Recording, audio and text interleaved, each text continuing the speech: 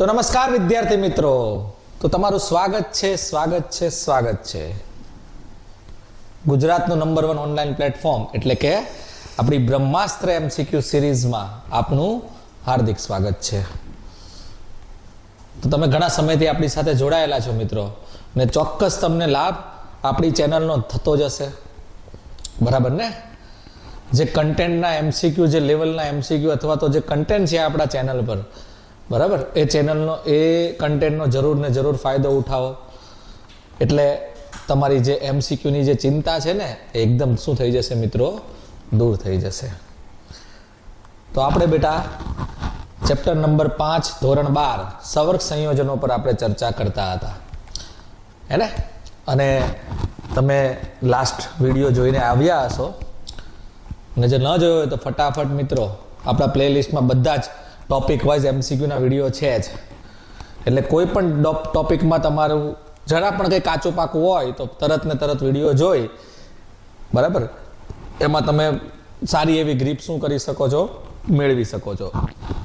તો આપણે બેટા છેલ્લે વર્ણનના સિદ્ધાંત સુધી આ ટોપિક કરેલું. તો આજે સર હું લાયા નવું? તો આજે આપણે લાયા છીએ મિત્રો ટોપિક નંબર 6. તો આજે આપણે ચર્ચા કરવાની છે મિત્રો ટોપિક નંબર 6, એટલે કે આ ચેપ્ટરનો મોસ્ટ આઈએમપી ટોપિક, હે ને? આ ચેપ્ટરનો મોસ્ટ આઈએમપી ટોપિક, હે ને મિત્રો? તમને પણ ખબર હશે આના જે ટોપિકના જે સ્વાધ્યાયના પ્રશ્નો છે, કોયડાના પ્રશ્નો છે, એનો મતલબ આ ચેપ્ટરમાં આ ટોપિકના પ્રશ્નો ભરેલા છે, હે ને? ને બોર્ડની અંદર પણ પાર્ટ બી ની અંદર 2 ગુણનો ને 4 ગુણનો જે પ્રશ્ન આવે છે, એમાં 4 ગુણનો જે પ્રશ્ન હોય એ મોસ્ટલી આ ટોપિક પર હોય છે, હે ને? ને તમને પણ ખબર છે સર આ ટોપિક અઘરો લાગે છે, આને કેમ સમજવો, બરાબર સર તકલીફ પડે છે. તો બેટા ચિંતા મૂકી દો બધી.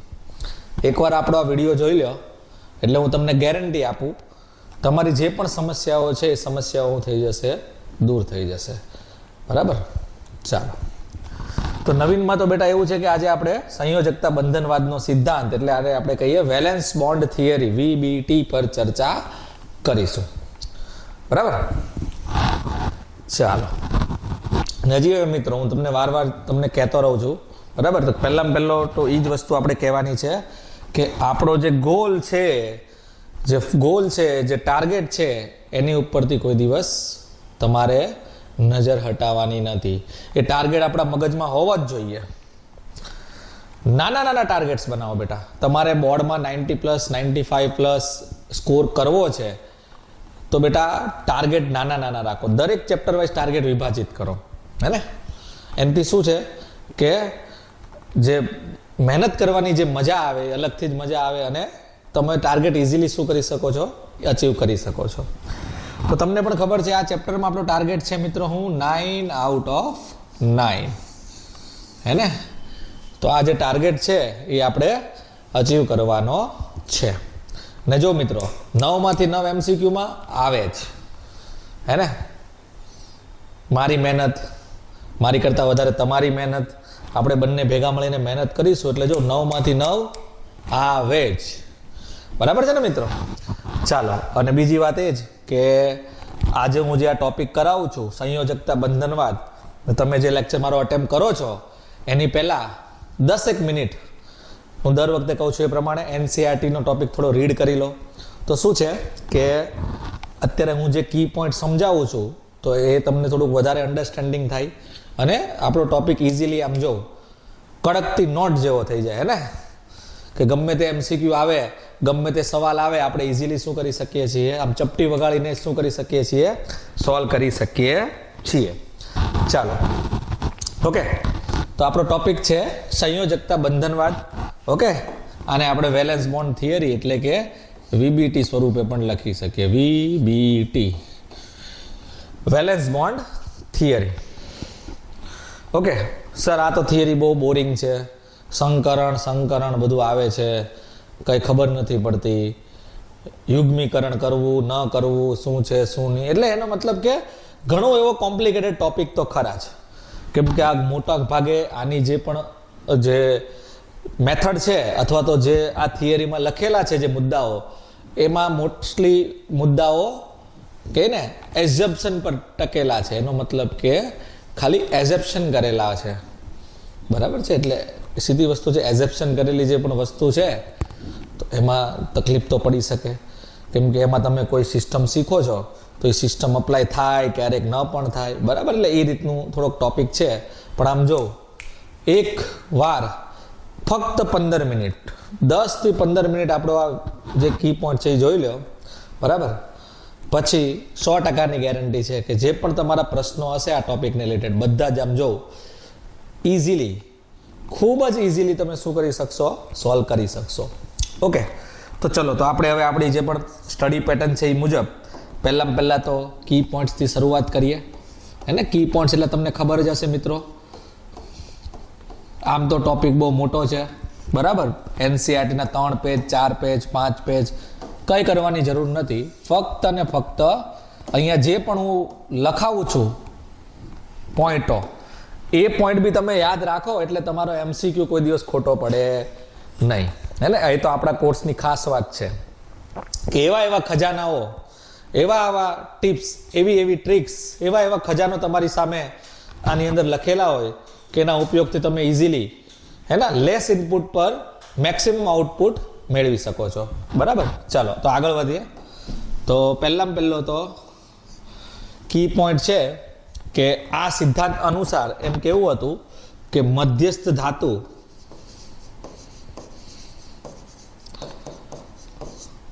જે બાહ્યતમ કક્ષા હોય એની પાસે, હે ને, બાહ્યતમ કક્ષામાં શું હોય સર? તો કક્ષામાં કક્ષક હોય. કઈ કક્ષક? તો NS, NP, ND અથવા N-1D, NS અને NP. તો આ પ્રકારની જે કક્ષકો હશે, બરાબર, આને આપણે શું કહીએ? કક્ષકો. તો આમાંની જે ખાલી કક્ષકો હશે, આવી કેવી કક્ષકો બેટા ખાસ ધ્યાન રાખજો, ખાલી, હું ભાર દઉં છું, ખાલી કક્ષકોની વાત કરે છે. એટલે આમાંથી જે પણ ખાલી કક્ષકો હોય, આ બધી કક્ષકો સમિશ્રણ થઈને શું કરશે મિત્રો? તો સંકરણ કરે, બરાબર. મેઇન મુદ્દો તો આ જ છે કે આમાં એમ કહેવા માંગે છે કે મધ્યસ્થ ધાતુ હોય એમાં જે આપણ બાહ્યતમ કક્ષામાં જે પણ ખાલી કક્ષકો છે એ લોકો એકબીજા સાથે સમિશ્રણ થાય અને સંકરણ કરે, બરાબર છે. તો આ મુદ્દોને આ સંકરણ કર્યા પછી સંકર કક્ષકોનું નિર્માણ થાય અને સંકર કક્ષકોમાં લિગેન્ડ પોતાનું યુગ્મ શું કરે? દાન કરે. એટલે બીજા મુદ્દામાં આપણે કહી શકીએ કે આ સંકર કક્ષકોમાં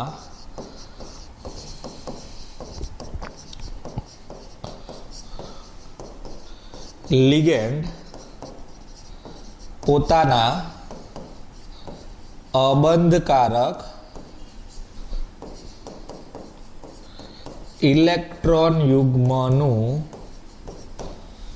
દાન કરી, ધ્યાન રાખજો કયો બંધ બનાવે? સવર્ગ સહસંયોજક બંધ બનાવે, હે ને. વર્ણનની ભાષામાં કહીએ તો આને દ્વિતીયક સંયોજકતા કહેવાય, હે ને. વર્ણનની ભાષામાં કહીએ તો આ જે સહસંયોજક બંધ બને, આ જે બંધ છે કયા? દ્વિતીયક સંયોજકતામાં આવે, હે ને. દ્વિતીયક સંયોજકતામાં આવે એટલે આ દિશાકીય હોય, એને કારણે એના ચોક્કસ આકારો હોય, બરાબર છે. તો આ પહેલો કી પોઈન્ટ છે. નેક્સ્ટ પોઈન્ટ, તો સર સંકરણો કયા કયા છે? તો બેટા સિમ્પલ વસ્તુ છે કે સંકરણ જે પણ થવાનું છે એ સંકરણનો જે આધાર છે એ કોની પર રહેલો છે? સંકરણનો આધાર તો સવર્ગાંક પર, મેન તો. એટલે સવર્ગાંક પ્રમાણે તમારે સંકરણ નક્કી કરવાનું હોય, બરાબર. જેમ કે સમજો કે તમારી પાસે અહીંયા સવર્ગાંક લઈ લઉં હું ને આ બાજુ હું સંકરણ લઈ લઉં, બરાબર. જો તમારો સવર્ગાંક 2 હોય તો તમારું સંકરણ SP થશે. 2 એટલે 2 SP, એ રીતે યાદ રાખવાનું. S કક્ષક P કક્ષક એટલે 2 કક્ષકો મિશ્ર થાય છે એટલે 2 સવર્ગાંક 2. 3 સવર્ગાંક હોય એનો મતલબ 3 કક્ષકો ભેગી થવી જોઈએ, તેનું સંકરણ થશે SP2. સવર્ગાંક 4 હોય તો બે સંભાવના, sp3 પણ થઈ શકે અથવા તો dsp2 પણ થઈ શકે. સવર્ગાંક 5 હોય તો પણ બે સંભાવના, sp3d પણ થઈ શકે અથવા dsp3 પણ થઈ શકે. ને સવર્ગાંક 6 હોય તો તમારું સંકરણ થશે sp3d2 અથવા d2sp3. ઓકે, તો આ રીતે મિત્રો તમારો કયો સવર્ગાંક છે તમારા સંયોજનનો, એ સંયોજનનો સવર્ગાંક નક્કી કરે કે આમાંથી કયું સંકરણ તમારે નક્કી કરવાનું છે. એમાં જે મોસ્ટ ઇમ્પોર્ટન્ટ પોર્શન છે, બરાબર, જેની પરથી પ્રશ્ન વધારે આવે છે, એ આપણી માટે એક સવર્ગાંક 4નો કેસ છે. બરાબર, એક આ કેસ બેટા સવર્ગાંક 4નો કેસ, બરાબર, અને એક કેસ છે એ છે સવર્ગાંક 6નો કેસ. બરાબર, તો આ બધું બેટા મોસ્ટલી સવાલો તમને આ બંનેમાં મળશે. બરાબર, એટલે કહેવાનો મતલબ છે કે આ બે સંકરણ આપણી માટે વધારે મહત્વના છે, આ બે સવર્ગાંક ને 4 અને 6. 2, 3, 5 વિશે બહુ ઓછી જાણકારી આપણને NCERT-માં આપેલી છે. એટલે આપણો પહેલાં તો ફોકસ બોર્ડ અને ગુજકેટ જ છે. એટલે બોર્ડ અને ગુજકેટમાં તો 99 એટલે 100% ક્યાં તો પદાર્થ સવર્ગાંક 4 વાળો હશે, ક્યાં તો સંયોજન સવર્ગાંક 6 વાળું હશે, હે ને? હા, નીટ છે, જેઈ છે, અથવા તો કોઈ અધર કોમ્પિટિટિવ એક્ઝામ છે તો એમાં આની સિવાય અન્ય સંકરણો પણ આવી શકે. ચાલો, ઓકે. હવે એક પ્રશ્ન થાય, સર કયું સંકરણ કઈ રીતે નક્કી કરવું? કે ભાઈ સર આમાં સવર્ગાંક 4 છે તો મારે કઈ રીતે નક્કી કરવું કે આમાં sp3 સંકરણ થશે કે dsp? કેમ કે ઓપ્શન્સ છે ને, બાકી બધામાં જો તો ઉપરના બે સંકરણમાં ઓપ્શન્સ જ નથી. એટલે ઓપ્શન્સ નથી એટલે ઈઝી છે. કેમ કે સર સવર્ગાંક 2 છે તો સંકરણ sp જ થવાનું છે, ફિક્સ, લગા દો થપ્પા, હે ને? સવર્ગાંક 3 છે એટલે ફિક્સ જ છે સંકરણ sp2, લગા દો થપ્પા. પણ જો સવર્ગાંક 4 હશે તો તમે જો એમાં થપ્પો ન લગાવી શકીએ ડાયરેક્ટલી, હે ને આપણે? કેમ કે આમાં તમે જો તો બે ઓપ્શન્સ છે, કેમ કે સંકરણ sp3 પણ થઈ શકે અથવા dsp2 પણ થઈ શકે. બરાબર, એટલે આમાં આપણે નક્કી કઈ રીતે કરવું, હે ને? તો જો હવે અહીંયાથી જે પોર્શન એ હવે ધ્યાનથી જોજો, હે ને મિત્રો, કે કઈ રીતે સંકરણ નક્કી કરવું. તો આપણો ત્રીજો કી પોઈન્ટ એ જ છે કે સંકરણ નક્કી કઈ રીતે કરવું. આપણો ત્રીજો પોઈન્ટ એ જ છે કે સંકરણ નક્કી કઈ રીતે કરવું, હે ને? જેમાં ઓપ્શન્સ છે એમાં તમારે સંકરણ નક્કી કરવું છે તો તમે કઈ રીતે નક્કી કરવું, હે ને? તો એક મેથડ છે એ ફોલો કરવાની છે. 2 સ્ટેપ છે. તો પહેલા સ્ટેપમાં તમારે શું કરવાનું મિત્રો, ધ્યાન રાખજો. ફર્સ્ટ સ્ટેપની અંદર તમારે ઇલેક્ટ્રોન રચના બનાવવાની, હે ને? નોર્મલ રચના બનાવી દેવાની. આવડે જ છે બધાને ઇલેક્ટ્રોન રચના બનાવતા. એ બી કોની તમારે યાદ રાખવાની, હું તમને કહું. પરમાણુ ક્રમાંક આપણે ખાલી બોર્ડની દ્રષ્ટિએ જોઈએ તો 21 થી લઈ 30 પરમાણુ ક્રમાંક વાળાની, આની જ તમને વધારે પૂછાશે, હે ને? 21 થી 30 એટલે કે સ્કેન્ડિયમથી લઈ ઝિંક સુધીની ઇલેક્ટ્રોન રચનાઓ તમારે જરૂર પડશે. એટલે આટલી ઇલેક્ટ્રોન રચના જરૂર ને જરૂર શું કરી નાખવાની, તમારે યાદ કરી લેવાની. જો કે આ તમે 11મા ધોરણમાં પણ ભણ્યા હશો, એટલે કંઈ મોટી વાત નથી. અથવા તો ડી વિભાગના તત્વો તમે ભણો એમાં પણ તમને ખબર હોય તો આની બધી ઇલેક્ટ્રોન રચનાઓ તમારે આવે છે, હે ને? તો આ ખાસ ધ્યાન રાખવી. અને બીજા સ્ટેપમાં સમજો, સેકન્ડ સ્ટેપ શું છે, એ લિગેન્ડની હાજરીમાં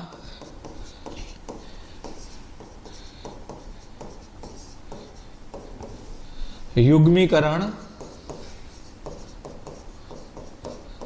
કરી અથવા ન કરી, હે ને, સંકરણ નક્કી કરવું, નક્કી થાય. આ તો બસ પતી ગયા, આટલું જ કરવાનું છે કામમાં. સર બીજું કઈ કામ? ઇલેક્ટ્રોન રચના બનાવવાની છે, એ બી શોર્ટમાં. એ હું તમને કહું, આપણે પ્રેક્ટિસ કરીએ કે કઈ રીતે નક્કી કરવું એ. બરાબર, લિગેન્ડની હાજરીમાં યુગ્મીકરણ કરી અથવા ન કરી, એટલે થતું હોય તો કરવાનું, ન થતું હોય તો નહીં કરવાનું, અને સંકરણ નક્કી કરી નાખવાનું, હે ને? તો આ 2 સ્ટેપમાં જ તમારું સંકરણ નક્કી કરવું. હવે એક શબ્દ આવે સર, યુગ્મીકરણ, હે ને? યુગ્મીકરણ એટલે કે અયુગ્મિત ઇલેક્ટ્રોન હોય એને આપણે યુગ્મન, હે ને? સિંગલ હશે એ બધાને મિંગલ કરવાના છે. ઇન શોર્ટ આપણી ભાષામાં કહીએ તો અયુગ્મિત એટલે સિંગલ હશે તો બધાને કપલ બનાવી દેવાના છે. સિંગલ ના કરી નાખવાના છે મિત્રો, મિંગલ કરી નાખવાના છે, ફેર ગોઠવણી કરીને. ઓકે, એ આપણે ઉદાહરણમાં જોઈએ. તો આ રીતે તમે સંકર નક્કી કરી શકો. ઓકે, હવે એક પ્રશ્ન અહીં આવે, સર આ યુગ્મીકરણ કરવું કે ન કરવું એમ કેમ ખબર પડે? હે ને, તમે જોવો તો જેમ તમે નીચે જશો એમ તમારો ટોપિક ડીપમાં જતો રહેશે. કે પેલા સંકર નક્કી કરવું, તો સંકર કઈ રીતે નક્કી કરવું? તો સર આ બે પદ્ધતિઓ છે, આ બે સ્ટેપ આપણે ફોલો કરવા પડે. બીજી વસ્તુ, સર હવે બીજા સ્ટેપમાં અમને પ્રોબ્લેમ છે કે અમને એ નથી ખબર પડતી યુગ્મીકરણ કરવું કે ન કરવું, કરવું તો કેટલું કરવું, હે ને. તો હવે એની માટે પણ આપણી માટે હે ને બ્રહ્માસ્ત્ર પાસે બેટા દરેક સમસ્યાનું નિવારણ છે, હે ને. તો ત્રીજો કી પોઈન્ટ આપણે એની પર જ આવીએ કે યુગ્મીકરણ ક્યારે કરવું, હે ને, ક્યારે કરવું ક્યારે ન કરવું. ઓકે, કેમ કે મેં પહેલા જ કીધું કે આ જે છે જેટલી પણ આ જે પણ થિયરી એ એઝેપ્શન પર બેઝ છે, હે ને. એઝેપ્શન એટલે કે ધારણાઓ કરેલી છે, હે ને, ચુંબકીય ગુણધર્મ અથવા તો અધર પ્રેક્ટિકલ ડેટા દ્વારા. એટલે આમાં શું છે, આપણે જે યાદ રાખેલી સિસ્ટમ જે હોય કદાચ ફોર એક્ઝામ્પલ તો એ ખોટી પણ પડી શકે, બરાબર ને. ચલો, તો યુગ્મીકરણ ક્યારે કરવું? તો બેટા સૌથી પહેલા તમારે યાદ રાખવાનું કે તમને જે પણ સંયોજન આપેલું છે, સમજો કે હું ચાર્ટ જ બનાવી દઉં, સંયોજન સમજો કે તમને આપેલું છે, તો એમાં પહેલા તો ધાતુ ચેક કરવાની. ધાતુ જો 3D શ્રેણીની હશે, 3D શ્રેણી એટલે તમને ખબર હશે સ્કેન્ડિયમથી ઝિંક વાળી શ્રેણી, હે ને મિત્રો, અથવા તો 4D શ્રેણીની હશે, હે ને. જો 4D શ્રેણીની ધાતુ હોય તો યુગ્મીકરણ થાય ને થાય, ચાહે લિગેન્ડ ગમે તે હોય, યુગ્મીકરણ કરવું જ, કોઈ ઓપ્શન્સ નથી બીજો, યુગ્મીકરણ કરવું જ, બરાબર. ચાહે પ્રબળ લિગેન્ડ હોય કે નિર્બળ લિગેન્ડ હોય, યુગ્મીકરણ તો કરવું જ. પરંતુ જો 3D શ્રેણી હોય તો એમાં બે સંભાવના, હે ને. જો તમારો ઓક્સિડેશનાંક +3 જેટલો હોય અથવા તો એની કરતા ઓછો હોય, બરાબર. તમારો ઓક્સિડેશનાંક કેટલો હોય મિત્રો? +3 જેટલો હોય અથવા 3 કરતા ઓછો હોય. ક્યાં તો તમારો જે ઓક્સિડેશનાંક તમને આવડે જ છે મિત્રો, ઓક્સિડેશનાંકના ગણતા ન આવડતું તો આપણો વિડીયો પડેલો જ છે બેટા પ્લેલિસ્ટમાં, ઓક્સિડેશનાંક અને સવર્ણાંકની ગણતરી, હે ને. 15 મિનિટનો વિડીયો છે, ફટાફટ ભગાવીને જોઈ લેજો. આમ જો ઓક્સિડેશનાંક આવડે છે, સવર્ણાંક નક્કી કરતા આવડે છે, હે ને. ચાલો, ને જો તમારો ઓક્સિડેશનાંક +3 કરતા વધારે છે, સમજો એવી પણ સંભાવના હોઈ શકે ને, તમારો ઓક્સિડેશનાંક +3 કરતા કેવો આવે? વધારે. ઓક્સિડેશનાંકને આપણે x માની લઈએ, હે ને. તો આમાં તમે જો x નું મૂલ્ય +3 જેટલું છે તો 3 કરતા નાનું છે, તો આમાં બે સંભાવના થઈ ગઈ. આમાં બે સંભાવના થઈ ગઈ, એનો મતલબ એમ કે આ કેસમાં પણ પાછી બે સંભાવના આવશે. લિગેન્ડ ચેક કરવાનો, પ્રબળ છે કે નિર્બળ છે. જ્યારે આની અંદર તો યુગ્મીકરણ થાય જ,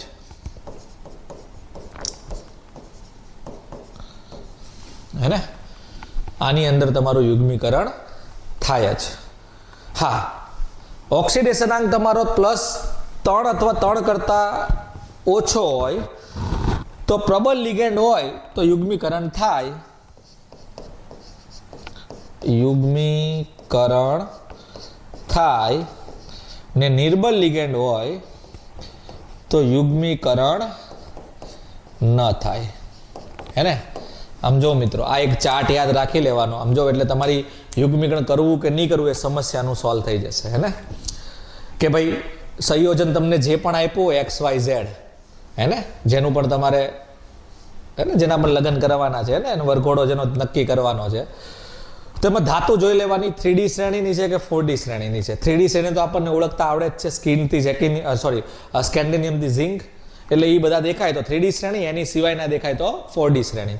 4D શ્રેણી થાય તો યુગ્મીકરણ કરવું જ, ચાહે લિગેન્ડ ગમે તે હોય, જોવાની જરૂર જ નથી, યુગ્મીકરણ કરી જ નાખવાનું. હા, 3D શ્રેણીના હોય તો તમારે એકવાર ઓક્સિડેશનાંક ચેક કરવાનો, બરાબર. જો તમારો ઓક્સિડેશનાંક +3 કરતા વધારે આવે તો પણ યુગ્મીકરણ થાય જ, કરી જ નાખવાનું. ને તમારો ઓક્સિડેશનાંક +3 કરતા ઓછો હોય અથવા તો +3 હોય તો પછી લિગેન્ડ ચેક કરવાના. પ્રબળ લિગેન્ડ હોય તો યુગ્મીકરણ થાય અને નિર્બળ લિગેન્ડ હોય તો યુગ્મીકરણ ન થાય. હે ને મિત્રો? તો આ તમારું ચાર્ટ છે. હા, અને ધ્યાન રાખવું ખાસ નોટ, યુગ્મીકરણ શક્ય હોય તો જ થાય અને જરૂરી હોય તેટલું જ થાય. એને આ વસ્તુ ખાસ ધ્યાન રાખવી. તમે જ્યારે પણ યુગ્મીકરણ કરો, એને આ થિયરી તમે ભણી હશે, સ્કૂલે ભણી હશે, બરાબર, અથવા તમે કોઈ કોચિંગમાં જતા હોય એમાં ભણી હશે, તો એમાં તમને ખબર હશે યુગ્મીકરણનો ગેમ, કઈ રીતે યુગ્મીકરણ કરવું. બરાબર, તો યુગ્મીકરણ શક્ય હોય તો જ કરવાનું, બરાબર, ને અથવા જેટલી જરૂર હોય એટલું જ કરવાનું. હે ને? આ બધી વસ્તુ મેઇન વસ્તુ છે. બરાબર, તો આ બોર્ડ મોસ્ટ ઇમ્પોર્ટન્ટ છે, આપણો બ્રહ્માસ્ત્રનો ખજાનો. હે ને? આ એકવાર તમારી આમાં ગ્રીપ બેસી ગઈ એટલે મિત્રો તમે જોવો ને તો તમારા એમસીક્યુ આમ ચપટી વગાડતા જ સોલ્વ થઈ જશે. કોઈ પણ એમસીક્યુ તમને અઘરો નહીં લાગે. હે ને? મેક્સિમમ 40 થી 45 સેકન્ડમાં તમારો આ ક્વેશ્ચન શું થઈ જશે? સોલ્વ થઈ જશે. જોવા પરથી બહુ વધારે લાગે મિત્રો, પણ એવું નથી. જ્યારે તમે પ્રશ્ન કરવા બેસશો ને તો બહુ ઇઝી વસ્તુ છે. બરાબર છે? તો આ વસ્તુ ખાસ ધ્યાન રાખવું. યુગ્મીકરણ ક્યારે કરવું? જેટલી જરૂર હોય એટલું જ કરવું, ને શક્ય હોય તો જ કરવું. જેમ કે યુગ્મીકરણ કરવાથી કોઈ ફાયદો ન થતો હોય, હે ને? યુગ્મીકરણ કરવાથી કોઈ ફાયદો ન થતો હોય, બરાબર, તો યુગ્મીકરણ કરવાની જરૂર નથી. હા, ને યુગ્મીકરણ શા માટે કરવું? આ બી છે કે યુગ્મીકરણ શા માટે કરવું? તો એક જ એનો જવાબ, ડી કક્ષક ખાલી કરવા. એટલે જેટલી પણ ડી કક્ષક જરૂરી છે એ ખાલી કરવું હોય એટલા માટે એને ધ્યાનમાં રાખીને યુગ્મીકરણ કરવાનું હોય. સમજો કે મારે DsP2 સંકરણ કરવું છે તો આપણને ખબર છે કે DsP2 એનો મતલબ કે એક ડી ખાલી કરવી પડે, એટલે એક ડી ખાલી કરવા યુગ્મીકરણ કરવું પડે. જેમ કે મારે સંકરણ કરવું છે D2sp3, તો આમાં તમે જો 2 ડી ખાલી છે, એનો મતલબ કે મારે 2 ડી ખાલી કરવા માટે યુગ્મીકરણ કરવું પડે. હે ને? તો યુગ્મીકરણ શા માટે કરવું? તો આ ખાસ ધ્યાન રાખવાનું કે યુગ્મીકરણ શા માટે કરવું? તો ડી કક્ષક ખાલી કરવા માટે યુગ્મીકરણ કરવામાં આવે છે. ઓકે, ચાલો, તો આ હતું આપણી મેઇન કી પોઈન્ટ. બરાબર, આ બંને કહો તો પણ ચાલે. આપણું બ્રહ્માસ્ત્રની જે પણ કહે ને ખજાનો એ આ જ છે કે સંકળ કઈ રીતે નક્કી કરવું. તો એના બેટા 2 સ્ટેપ છે, જોઈ લો. આ પહેલો સ્ટેપ અને આ બીજો સ્ટેપ. હે ને? ઇલેક્ટ્રોન રચના દોરવી, પછી લિગેન્ડની હાજરીમાં યુગ્મીકરણ કરવું અથવા ન કરવું, એની પરથી તમારે સંકળ નક્કી કરી નાખવું. ને બીજું છે આ યુગ્મીકરણ ક્યારે કરવું? તો આ આખો ચાર્ટ છે તમારે એકવાર સ્ટડી કરી લેવો. બરાબર, ચાલો આગળ વધીએ. હવે નેક્સ્ટ સર, હવે અહીંયા હજી એક કન્ફ્યુઝન સર અમને છે કે સર આ પ્રબળ લિગેન્ડ ને નિર્બળ લિગેન્ડ કેમ નક્કી કરવા? તો બેટા પ્રબળ લિગેન્ડ ને નિર્બળ લિગેન્ડની ચોક્કસ માહિતી તમને સ્ફટિક ક્ષેત્રવાદ પરથી મળે. હે ને? એમાં પેલી તમે સ્પેક્ટ્રોકેમિકલ સિરીઝ ભણ્યા હશો. હે ને? અત્યારે તો સર એ બધું એઝેપ્શન પર જ ચાલે. મન થાય ત્યારે પ્રબળ લિગેન્ડ માની લે, મન થાય ત્યારે નિર્બળ લિગેન્ડ માની લે. બરાબર, તો પણ એક ટ્રેન્ડ છે, એક જનરલી એક હું તમને એક હે ને આપણું એક બ્રહ્માસ્ત્રનું હજી એક અસ્ત્ર લખાવું છું, એ ધ્યાન રાખજો. બરાબર, આ મોસ્ટ ઇમ્પોર્ટન્ટ કી પોઈન્ટ છે. આ રીતે યાદ રાખવાનું. કાન, નાક અને હાથ. કાનનો મતલબ થાય કાર્બન, નાકનો મતલબ થાય નાઇટ્રોજન, અનેનો મતલબ થાય ઓક્સિજન, અને એક્સ એટલે થાય હેલોજન. એક્સ હેલોજનમાં શું હોય? ક્લોરીન, ફ્લોરીન, બ્રોમીન ને આયોડીન. તો ધ્યાન રાખવું, કાન ને નાક વાળા જે હોય ને આટલા મેમ્બરો, કાન અને નાક ધરાવતા, આ પ્રબળ લિગેન્ડમાં આવે. એનો મતલબ કે જેમાં દાતા પરમાણુ કાર્બન કે નાઇટ્રોજન છે એ પ્રબળ લિગેન્ડમાં આવે. અને હાથવાળા જે સંયોજન છે, એટલે આ ભાગ જે છે એ નિર્બળ લિગેન્ડમાં આવશે. હે ને? એટલે આ રીતે પ્રબળતા હોય. કાર્બનની પ્રબળતા સૌથી વધારે, પછી નાઇટ્રોજન, પછી ઓક્સિજન ને પછી હેલોજન. હે ને? એટલે કે કાર્બન દાતા હોય તો પ્રબળ લિગેન્ડ છે તો યુગ્મીકરણ કરશે. નાઇટ્રોજન દાતા છે તો પ્રબળ લિગેન્ડ છે. એટલે ખબર આપણે જ્યારે લિગેન્ડનું લિસ્ટ બનાવ્યું ત્યારે મેં તમને કીધેલું કે એકવાર દાતા પરમાણુ બી લખતા જજો, કેમ કે ભવિષ્યમાં એવા ઘણા બધા કોન્સેપ્ટ આવવાના છે જેમાં દાતા પરમાણુની આપણને જરૂર પડે, હે ને. તો જોઈ શકો છો અહીંયા આપણો કોન્સેપ્ટ છે એ આવી ગયો. ઓક્સિજન દાતા હોય તો એ નિર્બળ લિગેન્ડની કેટેગરીમાં આવે, તો આની પાસે એટલી શક્તિ ન હોય કે તમારું શું કરી શકે, યુગ્મીકરણ કરી શકે. ને હેલોજન હોય તો એ પણ નિર્મળમાં આવે, તો એની પાસે પણ શક્તિ ન હોય કે યુગ્મીકરણ કરી શકે, ને એટલે કાન નાક યુગ્મીકરણ કરી શકે, બીજા કોઈ યુગ્મીકરણ કરી શકે નહીં. ઓકે, ચાલો, તો આ એક કી પોઈન્ટ છે, ખાસ યાદ રાખવો. ઓકે, ચલો હવે હજી એક તમને પોઈન્ટ લખાવું છું, આપણો ખજાનો, એ છે રેન્જ ઓફ એમસીક્યુ. હે ને, સમજો મિત્રો. રેન્જનો મતલબ હું તમને એક રેન્જ સમજાવું છું કે આ ટોપિકમાં કયા કયા પ્રકારના એમસીક્યુ આવી શકે. તો બેટા આપણને કેટલું આવડવું જોઈએ, હે ને, એટલે આપણને ખબર તો હોવી જોઈએ ને. સંતુષ્ટિ ક્યારે થવી જોઈએ કે સર આ ટોપિક મને આવડી ગયો છે, કેટલું હું કરું તો મને આવડી જશે.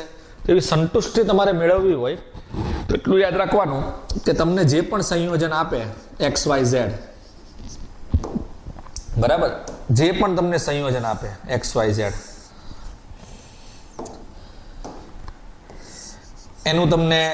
એમાં તમને સંકરણ નક્કી કરતા આવડવું જોઈએ. સંકરણ નક્કી કર્યા પછી ચુંબકીય ગુણધર્મ નક્કી કરતા આવડવું જોઈએ. ચુંબકીય ગુણ પરથી અયુગ્મિત ઇલેક્ટ્રોનની સંખ્યા તમને નક્કી કરતા આવડવી જોઈએ. એટલે આની પરથી જ અયુગ્મિત ઇલેક્ટ્રોનની સંખ્યા પરથી તમને ચુંબકીય ચાક માત્રા નક્કી કરતા આવડવી જોઈએ. પછી સંયોજનને જોઈ, એટલે કે સંકરણ પરથી જ આ બધું નક્કી થાય. સંકરણને જોઈ તમને એ પણ ખબર હોવું જોઈએ કે આંતરકક્ષીય છે કે બાહ્ય કક્ષીય છે, હે ને. તો આ રેન્જ છે બેટા. આ રેન્જની બહાર કોઈ દિવસ એમસીક્યુ નહીં જાય આપણો, ચાહે બોર્ડ હોય, ગુજકેટ હોય, નીટ હોય, કોઈ પણ લેવલની એક્ઝામ હોય, ને. તો આ રેન્જ છે. તમને કોઈ પણ સંયોજન આપે તો તમને સંકરણ નક્કી કરતા આવડવું જોઈએ. સંકરણ જોઈને તમને આકાર પણ ખબર પડી જાય, હે ને. સંકરણ પરથી આકાર પણ નક્કી થઈ જાય ને. આકાર એટલે ભૂમિતિ, હે ને. તો જોઈ લો, તમને સંયોજન પરથી સંકરણ નક્કી કરતા આવડવું જોઈએ. સંકરણ નક્કી કર્યા જોઈ તમને આકાર ખબર પડતી હોવી જોઈએ. આંતરકક્ષીય છે, બાહ્ય કક્ષીય છે, એની જાણકારી હોવી જોઈએ. પ્લસ સંયોજન પરથી તમે ચુંબકીય ગુણધર્મ તમને આવડવો જોઈએ. ઈ સંયોજનમાં અયુગ્મિત ઇલેક્ટ્રોનની સંખ્યા ગણતા આવડવી જોઈએ. ઈ જ સંયોજનમાં ચુંબકીય ચાક માત્રાનું મૂલ્ય ગણતા આવડવું જોઈએ. ને આટલું તમને આવડી ગયું તો આમ જો બેફિકર આ ટોપિકમાં જે પણ પ્રશ્ન આવશે એ તમને આવડવાનો જ છે, હે ને. એટલે આ જે છે એ રેન્જ છે બેટા. રેન્જ એટલે આપણો વિસ્તાર છે એમસીક્યુ નો.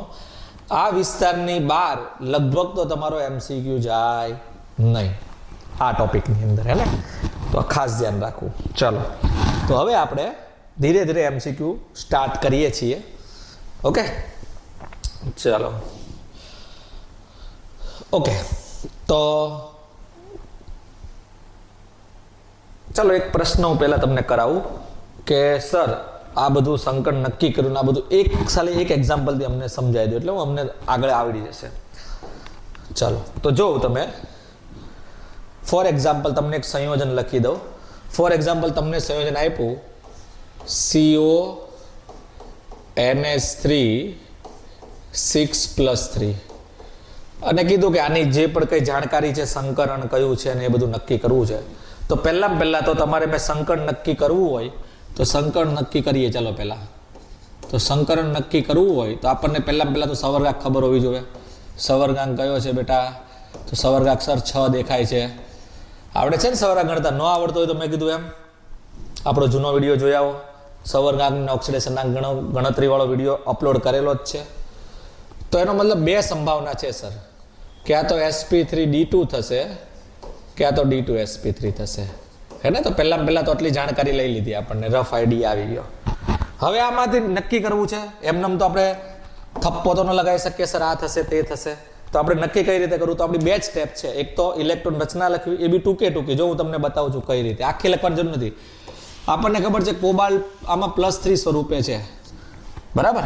તો પહેલા તો આપણે કોબાલ્ટની જોઈએ. તો કોબાલ્ટની રચના શું થશે આમાં? તો આપણને ખબર છે કોબાલ્ટ એટલે આર્ગોન 3d7 4s2 આમાં તમે કોબાલ્ટ જોશો તો +3 સ્વરૂપે છે, એનો મતલબ આપણે કોબાલ્ટ +3 ની રચના લખવાની. કોબાલ્ટ +3 ની રચના એટલે શું થઈ ગઈ? Argon 3d6 4s0. એટલે આપણે ખાલી આટલી રચના ખબર હોવી જોઈએ, હે ને? કોબાલ્ટ એટલે D8 D6 સંયોજન થયું. આપણે એટલું જ યાદ રાખવાનું બેટા. આપણી માટે ઇલેક્ટ્રોન રચના એટલે MCQ સોલ્વ કરવા માટે ખાલી આ જ આપણી ઇલેક્ટ્રોન રચના થઈ ગઈ, હે ને? આ બધું આપણે પહેલા જોઈ લેવાનું. એટલે આપણી ઇલેક્ટ્રોન રચના શું થઈ ગયું સર? D6 છે. શું છે? D6. એટલે પહેલો સ્ટેપ પૂરો આપણો. બીજો સ્ટેપ શું હતો સર? તો લિગેન્ડની હાજરીમાં આપણે કપલિંગ કરવાનું છે, હે ને? મિંગલ કરવાનો છે. તો D6 ને પહેલા આપણે બનાવી દઈએ. આપણને ખબર છે D6 એટલે આ D થઈ ગઈ. 6 એટલે કેટલા ઇલેક્ટ્રોન ગોઠવવાના છે? 6. તો ગોઠવી નાખીએ 1 2 3 4 5, હે ને? પહેલા બધા સિંગલ પછી મિંગલ, હે ને? હુંડનો નિયમ. આવી રચના છે D6. હવે જોઈએ લિગેન્ડ પ્રબળ છે કે નિર્બળ. આપણને ખબર છે ઓક્સિડેશન આંક કેટલો આવ્યો સર? તો +3. ઓક્સિડેશન આંક +3 આવ્યો એટલે યુગ્મીકરણ થઈ પણ શકે ન પણ થઈ શકે, હે ને? જો તમારો લિગેન્ડ પ્રબળ હશે તો યુગ્મીકરણ થાય, ને તમારો લિગેન્ડ નિર્બળ હશે તો સર યુગ્મીકરણ ન થાય, હે ને? આપણે લખેલું જ છે બધું, આગળ જોઈ લેજો, હે ને? જો એ જ વસ્તુ, આટલી જ વસ્તુનો ખાલી ઉપયોગ કરીએ છીએ. તો કેવો લિગેન્ડ છે સર? એમોનિયા એટલે નાક વાળો, નાક એટલે કેવો લિગેન્ડ સર? પ્રબળ. તો યુગ્મીકરણ કરવાનું, તો કે યસ કરવાનું. કેટલું કરવાનું? તો સર સંકરણ કયું કરવું છે આપણે? D2 એટલે 2 D ખાલી કરવા માટે જેટલી જરૂર પડે એટલું યુગ્મીકરણ કરીએ. તો ચાલો કરીએ. તો જોઈ શકો છો યુગ્મીકરણનો મતલબ હું? આ બધા સિંગલ છે એને મિંગલ કરી નાખીએ. તો એક અહીંયા ચાલ્યો જશે, એક અહીંયા ચાલ્યો થશે. તો યુગ્મીકરણ બાદ કેવી રચના બની જશે આપણી? તો આ રીતની રચના બની ગઈ, જોઈ લો. આ D હતું આપણું ને આ રીતે ગોઠવાઈ ગયા. 1 2 3 4 5 6. લ્યો સર થઈ ગયું. 2 D ખાલી થઈ ગઈ. તો કયું સંકરણ નક્કી કર્યું બોલો મિત્રો? તો સંકરણ સર નક્કી થઈ ગયું D2sp3. જોયું? સિમ્પલ છે. આ તમારે સમજાવવાનું હતું એટલે વાર લાગી. બાકી આ વસ્તુ તો તમને ખબર છે. તમારી એકવાર ગ્રીપ બેસી ગઈ તો 3 થી 4 મિનિટ, શું કહેવાય, 10-15 સેકન્ડમાં તમે સોલ્વ કરી નાખશો, હે ને? પહેલો સ્ટેપ ઇલેક્ટ્રોન રચના લખવી. બીજો સ્ટેપ યુગ્મીકરણ કરવું ને સંકરણ નક્કી કરી નાખવું, હે ને? સંકરણ શું નક્કી થયું, હે ને? હવે સંકરણ નક્કી થઈ ગયું છે તો એની પરથી આકાર પણ ખબર પડી જાય. આપણને ખબર છે D2sp3 સર, અથવા તો સવર્ગાંક 6 કયો આકાર હોય? અષ્ટફલકીય. સર અયુગ્મિત ઇલેક્ટ્રોન કેટલા? તો કે 0. જોઈ લો. તો અહીંયા જોયું, બધી જ વસ્તુ હું લખતો જાઉં છું. અયુગ્મિત ઇલેક્ટ્રોન કેટલા? 0. અયુગ્મિત ઇલેક્ટ્રોન નથી એટલે અનુચુંબકીય કે પ્રતિચુંબકીય? સર પ્રતિચુંબકીય. સર ચુંબકીય ચાક માત્રા ગણશો, મ્યુ કેટલું આવશે સર? 0, હે ને?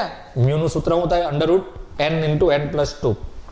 ને છેલ્લું કઈક ડી કક્ષક ભાગ લે છે સર? અંદરવાળી ડી કક્ષક ભાગ લે છે. એનો મતલબ કે શું કહેવાય આને? આપણે આંતરકક્ષીય. જોયું? તો આમાંથી કોઈ પણ વસ્તુ આ રેન્જમાંથી જ સવાલ પૂછશે. જો કોઈ MCQ આવ્યો તો ક્યાં તો તમને શું પૂછી શકે સર? પહેલો મુદ્દો તો સંકરણ પૂછી શકે. બીજો મુદ્દો ચુંબકીય ગુણ પૂછી શકે. ત્રીજો મુદ્દો અયુગ્મિત ઇલેક્ટ્રોન પૂછી શકે. ચોથો મુદ્દો તો મ્યુનું મૂલ્ય પૂછી શકે. પાંચમો મુદ્દો તો આંતરકક્ષીય છે કે બાહ્ય કક્ષીય છે તે પૂછી શકે. એના ઇન શોર્ટ જે પણ આવવાનું છે એ આ બોર્ડમાંથી જ આવવાનું છે. તો આટલું વર્ક કરતા આપણને આવડવું જોઈએ. તો એકવાર શીખી લેજો મિત્રો. એવું હોય તો વિડીયો ફાસ્ટ ફોરવર્ડ અથવા તો બેકવર્ડ કરીને પણ ઇઝીલી સમજી લેજો. બરાબર? જે છે એ આ જ છે બેટા. ઓકે?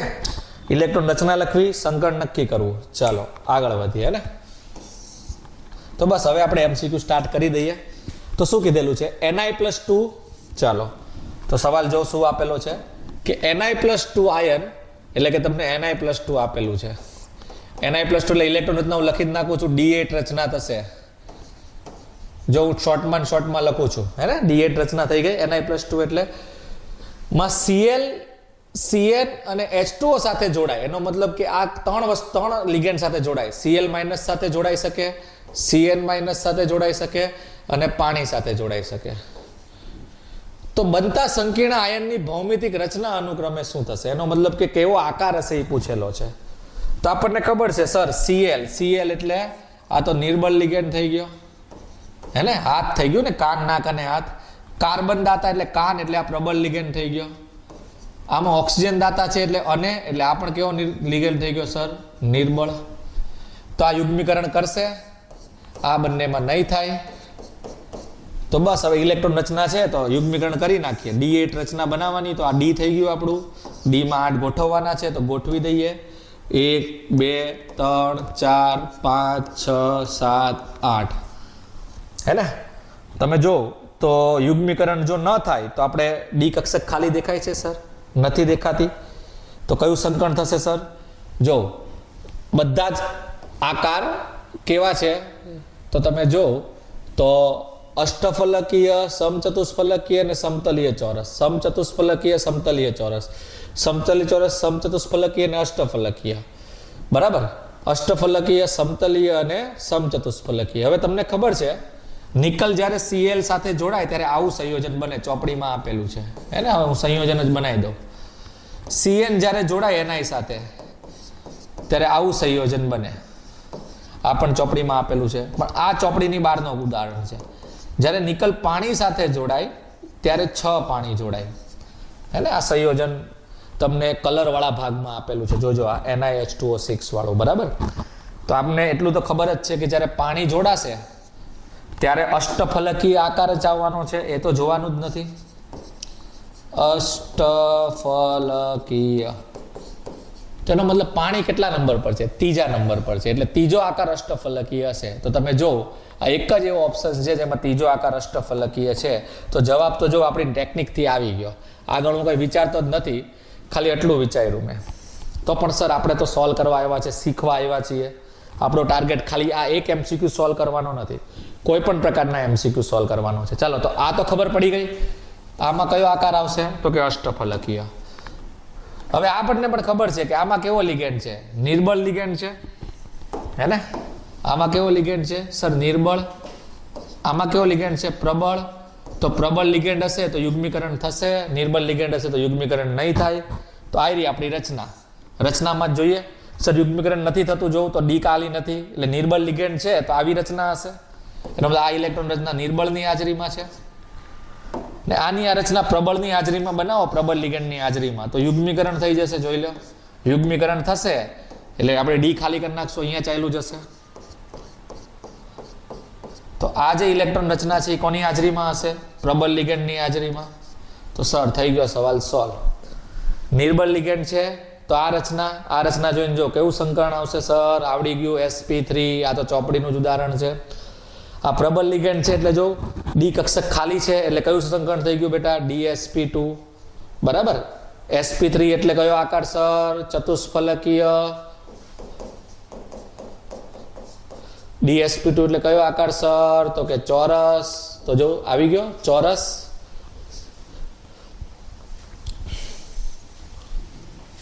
ઓકે, તો બેટા Cl માં ચતુષ્ફલકીય આવશે અને Cn માં સમતલીય ચોરસ આવશે. બરાબર? એટલે તમારે અહીંયા આવી જશે તમારું સમ ચતુષ્ફલકીય અને અહીંયા આવશે તમારો ચોરસ આકાર. બરાબર? એટલે આ રીતનો તમારો જવાબ આવી જશે. ચલો આગળ વધીએ. નેક્સ્ટ સવાલ. તો તમને કીધેલું છે D2sp3 શંકુ કક્ષકમાં કઈ D કક્ષક ભાગ લે છે? બેટા ખાસ ધ્યાન રાખવું, આપણો ખજાનો કી પોઈન્ટ હંમેશા યાદ રાખવું. જો કોઈ D કક્ષક, આપણને ખબર છે ટોટલ D કક્ષક 5 હોય, પણ જે D કક્ષક સંકરણમાં ભાગ લેતી હોય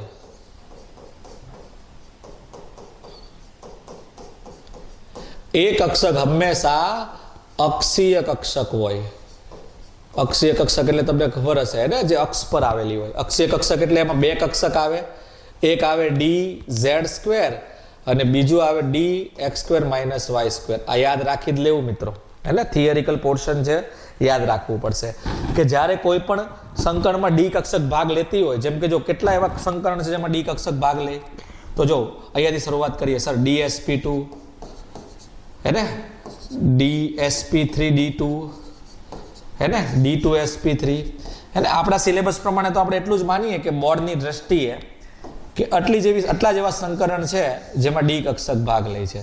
તો તો આ જે ડી કક્ષક ભાગ લેતી હશે એ હંમેશા અક્ષીય જ હશે, એટલે કે આ બેમાંથી એક, ક્યાં તો બંને ભાગ લેતી હશે કે બેમાંથી એક. તમને અષ્ટફલકીયની વાત કરેલી છે એટલે એમાં 2D ભાગ લે, હે ને, 2 અષ્ટફલકીય છે ને, તો 2D ભાગ લેતી હોય તો હંમેશા કઈ હોય, dz² ને dx² - y². ઓકે, ચેક કરો કયો જવાબ આવે છે sir, A four Apple. Okay, ચાલો આવી ગયું. તો હંમેશા યાદ રાખવાનું, હંમેશા કઈ કક્ષક ભાગ લે, અક્ષીય કક્ષક ભાગ લે. આગળ NiCO4 માં Ni નું સંકરણ કયું, તો બેટા યાદ રાખી લેવાનું sp3. ચોપડીને તો હું કહું યાદ જ રાખી લેજો, નિકલના 3 સંયોજન છે ને, યાદ જ રાખી લેવાના, બહુ વાર સવાલ પૂછાયેલા છે.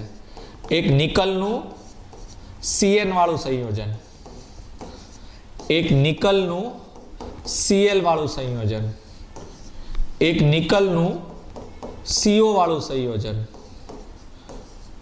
બરાબર, ને એક નિકલનું પાણી વાળું સંયોજન. સંકરણ યાદ રાખી જ લેવાના બધાના, બરાબર. એટલે હું તમારે વારંવાર સોલ્વ ન કરવું પડે. હા, આની બહાર ના આવે તો સોલ્વ કરવાનું, આપણે તો જેમ બને એમ સમય બચાવવાનો હોય. Cn વાળું સંયોજન છે તો પ્રબળ લિગેન્ડ છે, તો આપણે થોડુંક વિચારવાનું, પ્રબળ લિગેન્ડ છે એટલે યુગ્મીકરણ થયું હશે, યુગ્મીકરણ થયું હશે એટલે ડી કક્ષક ખાલી થઈ ગયા હશે, હે ને. સવર્ગાંક 4 છે એટલે ડી કક્ષક ખાલી, એટલે કયું સંકરણ sir, dsp2. Sir Cl minus, sir આ તો નિર્બળ લિગેન્ડ છે, એનો મતલબ નિર્બળ લિગેન્ડ છે તો યુગ્મીકરણ થયું હશે, સર નહીં થયું હોય તો ડી કક્ષક ખાલી થઈ હશે, સર નહીં થયું હોય, ડી કક્ષક ખાલી નથી થઈ એટલે કયું સંકરણ થઈ ગયું સર, sp3. ખબર પડી ગઈ. CO કાર્બોનિલ, કાર્બન દાતા, કેવો લિગેન્ડ છે સર, પ્રબળ લિગેન્ડ છે. પ્રબળ લિગેન્ડ છે તો યુગ્મીકરણ થયું હશે, કપ્લિંગ, તો સર થયું હશે. યુગ્મીકરણ થયું એટલે ડી કક્ષક ખાલી થઈ હશે, હા સર થઈ હશે. ખાલી થઈ છે એટલે 4 સવર્ગાંક છે તો ડી કક્ષક ખાલી, સવર્ગાંક 4, કયું સંકરણ, dsp2, હે ને. ને છેલ્લું પાણી વાળું, સર પાણી એટલે ઓક્સિજન દાતા, પ્રબળ લિગેન્ડ, નિર્બળ લિગેન્ડ, સર નિર્બળ લિગેન્ડ, યુગ્મીકરણ થયું હશે, સર નહીં થયું હોય, તો ડી કક્ષક ખાલી થઈ હશે તો કે નહીં થઈ હોય. પણ જોજો હે મિત્રો, સવર્ગાંક 6 છે, સવર્ગાંક 6 છે પ્લસ ડી કક્ષક પણ ખાલી નથી, એનો મતલબ સંકરણ કયું થયું હશે, sp3d2. તો આ 4 સંકરણ યાદ રાખી લેવાના, એટલે તરત જ જો આમાંથી બહુ બધી વાર સવાલો ગુજકેટમાં, બોર્ડમાં, એન્ડ ઇવન નીટ ને JEE માં પણ નિકલના સંયોજનો આપેલા છે, હે ને. પછી આવી રીતે જો કોબાલ્ટનું લિસ્ટ બનાવી દઉં તમને, જેટલા ચોપડીમાં છે, જેમ કે કોબાલ્ટના તમને કયા કયા સંયોજન આપેલા છે, તમને કીધું કોબાલ્ટનું એમોનિયા વાળું સંયોજન આપેલું છે, પછી કોબાલ્ટનું ફ્લોરિન વાળું સંયોજન આપેલું છે, બરાબર. પછી કોબાલ્ટનું C2O4 વાળું સંયોજન આપેલું છે, હે ને. આ બધા ચોપડીના સંયોજન છે, બરાબર. તો હું સંકરણ અહીંયા તમે એકવાર યાદ રાખી લ્યો તો તમારું કામ ફટાફટ થઈ જાય. તમારું આખું સોલ્વ ન કરવું પડે, 2 સ્ટેપ. ચોપડીની બહારના આવ્યા એટલા જ ખાલી ચેક કરવાના ને, બાકી ચોપડીના જે ઉદાહરણો છે એ તો તમે આમ જ ચપટી વગાડીને સોલ્વ કરી નાખશો. ઓકે, તો યાદ રાખો આ 3 સંયોજન કોબાલ્ટના આપેલા છે, ને એક આ પણ યાદ રાખવું, હે મિત્રો, નીટમાં બહુ બધી વાર આવેલું છે આ. ચલો તો હવે તમે જોજો ધ્યાનથી, આમાં એક ખાસ એક લોચો છે. ચલો સર કોબાલ્ટ, એમોનિયા, સર પ્રબળ લિગેન્ડ, નિર્બળ લિગેન્ડ, સર પ્રબળ લિગેન્ડ, યુગ્મીકરણ થયું હશે, સર થયું હશે, સર યુગ્મીકરણ થયું હશે એટલે ડી કક્ષક ખાલી થઈ હશે, તો કે થઈ હશે સર. તો ડી કક્ષક ખાલી છે, સવર્ગાંક 6 છે, કયું સંકરણ સર, તો d2sp3. જોયું, બની ગયા ને માસ્ટર, કેટલી ઈઝી વસ્તુ છે. સર ફ્લોરિન કેવો લિગેન્ડ છે સર, કાન, નાક અને હાથ, હેલોજન, સર નિર્બળ લિગેન્ડ, એટલે યુગ્મીકરણ થયું હશે તો સર નહીં થયું હોય. યુગ્મીકરણ નથી થયું સર, ડી કક્ષક ખાલી હશે, સર નહીં હોય, તો ડી કક્ષક ખાલી નથી, સવર્ગાંક 6 છે એટલે કયું સંકરણ સર, sp3d2. અંદરની ડી હોય ને તો બહારની ડી ભાગ લેશે. સર C2O4, હવે આ ખાસ જોજો મિત્રો, કોબાલ્ટ +3 ની કેસમાં ઓક્સિજન દાતા વાળા જેટલા પણ લિગેન્ડ છે એ પ્રબળ લિગેન્ડ તરીકે વર્તે, હે ને. આ ખાસ ધ્યાન રાખજો. મેં શું કીધું, આ જે થિયરી છે એ તમારી આધારિત છે ધારણાઓ પર, એટલે પ્રાયોગિક ડેટા મેન માનવામાં આવે. સિસ્ટમ તો એમ કહે છે સર ઓક્સિજન દાતા હોય એટલે નિર્બળ લિગેન્ડ હોય, બટ કોબાલ્ટ +3 ના કેસમાં ખાસ ધ્યાન રાખવાનું, આ ખાલી કોની પર લાગુ પડે, કોબાલ્ટ +3 પર. કોબાલ્ટનું કોઈ પણ સંયોજન હોય જેમાં +3 વાળો કોબાલ્ટ હોય જેમ કે આ બધામાં જો તો કોબાલ્ટ +3 આવશે. તો એમાં ઓક્સિજન દાતાવાળા પરમાણુ પણ પ્રબળ લિગેન્ડ તરીકે વર્તે, એટલે કે સર યુગ્મીકરણ કરી શકે, હે ને. તો જો આમાં ઓક્સિજન દાતા છે, યુગ્મીકરણ થશે એટલે ડી કક્ષક ખાલી થશે. ડી કક્ષક ખાલી થશે એટલે સંકરણ આવશે સર D2sp3. ને આમાં પણ સેમ, ઓક્સિજન દાતા છે એટલે પ્રબળ લિગેન્ડ છે, એટલે યુગ્મીકરણ થશે એટલે કયું સંકરણ થશે સર D2sp3, હે ને. તો જો બેટા આ નિકલના આટલા સંયોજન ને કોબાલ્ટના આટલા સંયોજન, 1 2 3 4 1 2 8 સંયોજન યાદ રાખી જ લેવાના. 8 સંયોજન તમને ચોપડીમાં આપેલા છે. ઓકે, તો ખાસ ધ્યાન રાખવું. એટલે શું, આ ઉદાહરણો જો તમારે આવે એક્ઝામમાં તો આપણે સોલ્વ બી નથી કરવાનું, એમને ટીક કરી લે, 3 થી 4 સેકન્ડમાં આપણો સવાલ પતી જશે, હે ને. ચલો આગળ વધીએ. એટલે આ તો થઈ ગયો સોલ્વ. નેક્સ્ટ, કયા પ્રકાર સંકરણ દરમિયાન અષ્ટફલકીય રચના બને છે? સર અષ્ટફલકીય રચના બને એટલે સવર્ગાંક 6 હોય. સવર્ગાંક 6 હોય એટલે કયું સંકરણ હોય સર? sp3d2 હોય, બાહ્ય કક્ષીય હોય, અથવા તો D2sp3 એટલે કે આંતરકક્ષીય હોય. તો સર કયો જવાબ આવશે? તો sp3d2. જો આ સવર્ગાંક 4 માં આવે, dsp2 એટલે સવર્ગાંક 4 માં આવે, sp3d એટલે સવર્ગાંક 5 માં આવે. બરાબર, તમને તો અષ્ટફલકીય બનાવવાનું છે એટલે સવર્ગાંક 6 હોવો જોઈએ. આગળ નેક્સ્ટ સવાલ, નીચેનામાંથી કયું સંકીર્ણ sp3 સંકરણ દર્શાવે છે? તો સર sp3 કોણ દર્શાવે? તો પહેલું આપણને ખબર છે sp3 દર્શાવે સવર્ગાંક 4 પ્લસ યુગ્મીકરણ થયેલું હોવું જોઈએ કે ન થયેલું હોવું જોઈએ? તો સર sp3 છે એટલે ડી કક્ષક ખાલી ન હોવી જોઈએ, એટલે ડી કક્ષક ભરેલી હોવી જોઈએ. એ ભરેલી ક્યારે લે? જ્યારે યુગ્મીકરણ ન થયું હોય. હા કે ના? જોયું? સિસ્ટમ જોઈ આપણી, હે ને. યુગ્મીકરણ ન થાય એનો મતલબ કેવો લિગેન્ડ હોવો જોઈએ? નિર્બળ લિગેન્ડ હોવો જોઈએ. જોયું? શોર્ટકટ. સંકળ નક્કી કરવું છે તો આ શોર્ટકટ પણ તમારા કામ લાગી જાય, હે ને. sp3 ક્યારે થાય? જ્યારે સવર્ગાંક 4 હોય ને નિર્બળ લિગેન્ડ હોય. ઇન શોર્ટ એટલું જ જોવાનું ને આપણે. તો સર આમાં સવર્ગાંક 6 છે જો, એટલે આ તો ન આવી શકે. આમાં સર સવર્ગાંક 4 છે પણ જો એમોનિયા એટલે પ્રબળ લિગેન્ડમાં આવે એટલે આમાં યુગ્મીકરણ થઈ જશે. યુગ્મીકરણ થશે એટલે ડી કક્ષક ખાલી થશે. ડી કક્ષક ખાલી થશે એટલે સંકરણ dsp2 બનશે, એટલે આ પણ ના આવી શકે. સર આમાં તમે જોવો તો નિકલ સવર્ગાંક 4 છે પણ Cn પણ પ્રબળ લિગેન્ડમાં આવે. કાન વાળો લિગેન્ડ છે, કાન કાર્બન. યુગ્મીકરણ થશે સર, યુગ્મીકરણ થશે તો ડી કક્ષક ખાલી થશે. ડી કક્ષક ખાલી થશે તો થશે, હે ને. બધું જ થશે એટલે કે સંકરણ કયું થશે? dsp2, એટલે આ પણ ના આવી શકે. આમાં તમે જો સવર્ગાંક 4 છે. આ હેલાઇડ એટલે કેવો લિગેન્ડ છે સર? નિર્બળ છે એટલે યુગ્મીકરણ થશે તો સર ન થાય.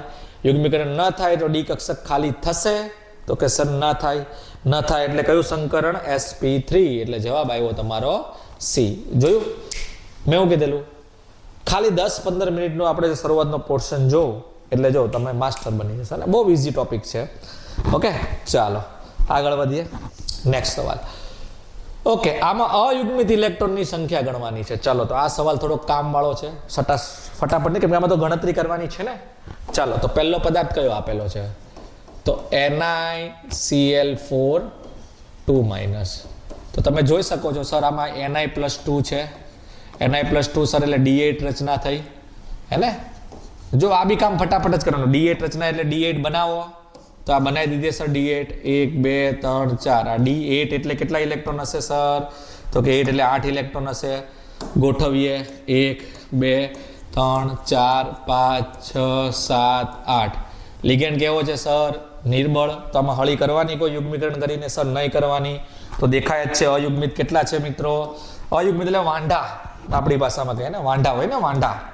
આ બધા જો કપલ છે, આ બે બિચારા વાંઢા છે, તો 2 વાંઢા છે એટલે અયુગ્મિત 2 થઈ ગયા, એટલે આમાં 2 અયુગ્મિત છે.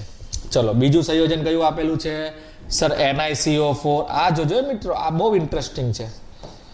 NiCO4 એટલે આમાં નિકલ પ્યોર Ni સ્વરૂપે જશે, હે ને. અનઓક્સિડેશન અંક 0 આવે ને એટલે એની રચના થશે D8S2. એસમાં પણ 2 ઇલેક્ટ્રોન હશે ને, તો આની ઇલેક્ટ્રોન રચના આપણે આવી રીતે બનાવવી પડશે.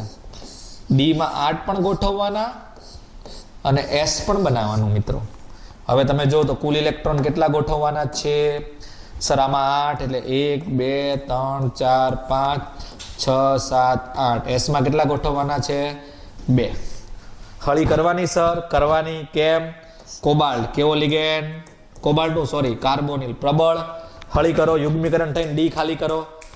સર આમાં ડી ખાલી જ નહીં થાય. તમે જો યુગ્મીકરણ કરો તો એસ તો ભરેલી છે ને, તો સંકળમાં તો એસ બી ખાલી કરવાની અને ડી બી ખાલી કરવાની, કેમ કે સંકળમાં એસ તો થવાનું જ છે. તો જો આમાં આ રીતે યુગ્મીકરણ થાય. એક તો અહીંયા યુગ્મીકરણ થઈ જશે એટલે અહીંયા જોડકું બની જશે અને આ બંને ઇલેક્ટ્રોન આ ખાલી જગ્યાએ ટ્રાન્સફર થઈ જશે એટલે આ આખી ભરાઈ જશે ફૂલ. એટલે આવું કંઈ થઈ જશે. તમે ધ્યાનથી જોવો તો આવી રીતે તમે ફેર ગોઠવણી કરો, થોડીક હળી કરશો એટલે આપણી નવી રચના કંઈ આવી થઈ જશે.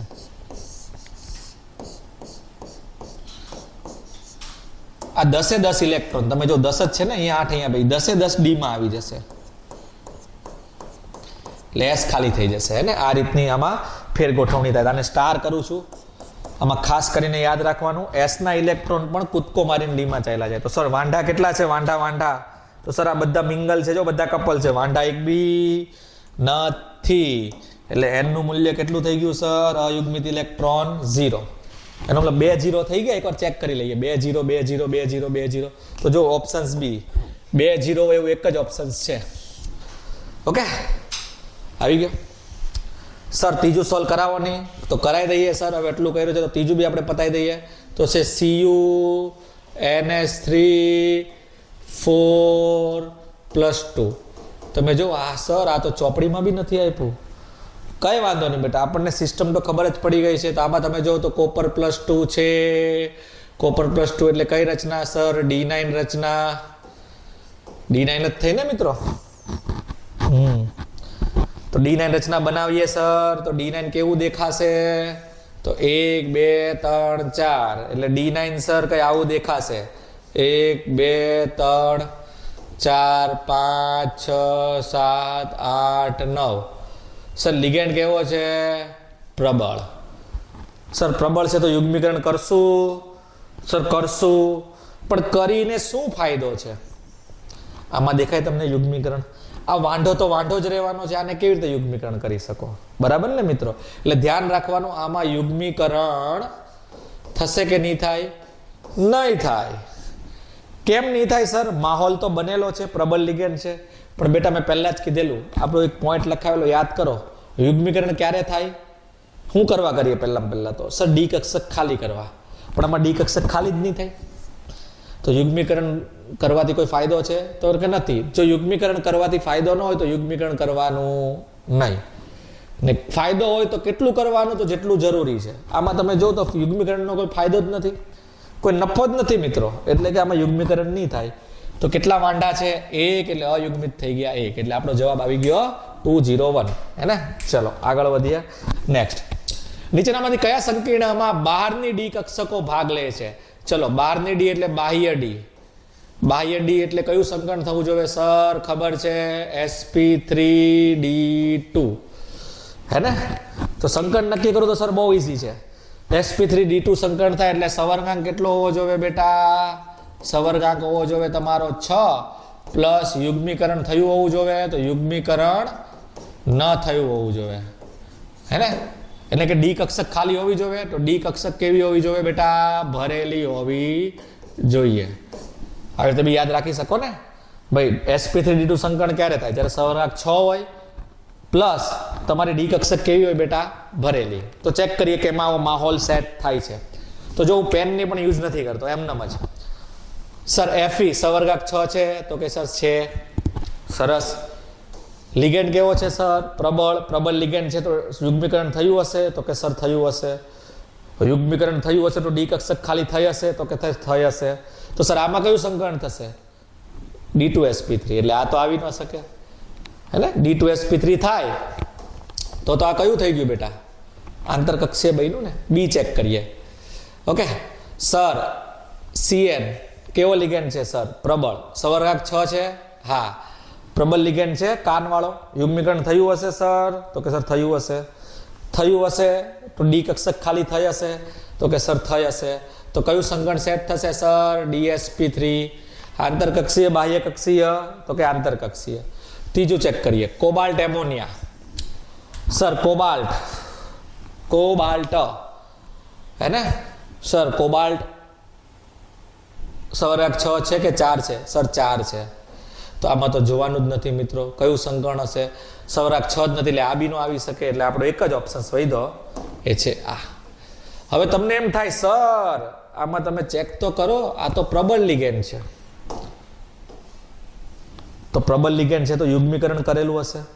યુગ્મીકરણ કરેલું હશે તો ડી કક્ષક ખાલી થઈ હશે.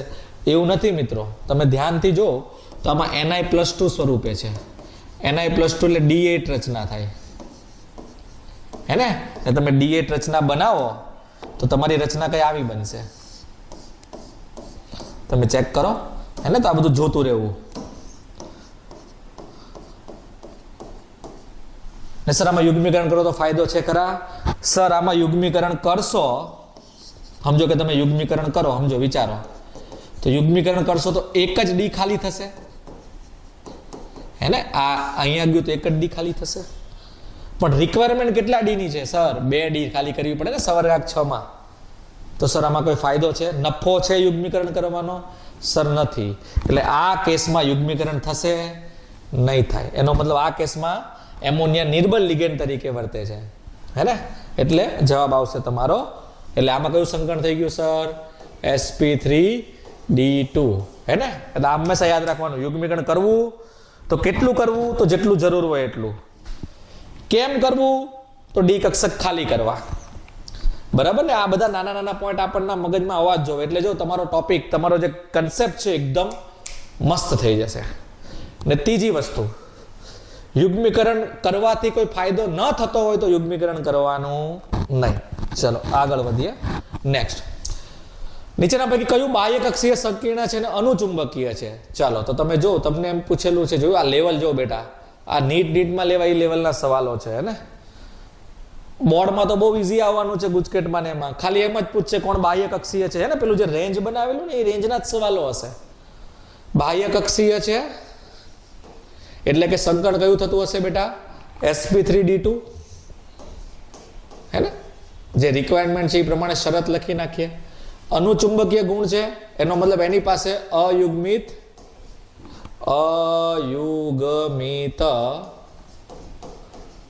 ઇલેક્ટ્રોન હાજર હશે. તો આવું સેટ કરવાનું છે. તો ચલો પહેલા તો ઓરલી જોઈએ, પેન પેજનો ઉપયોગ કર્યા વગર.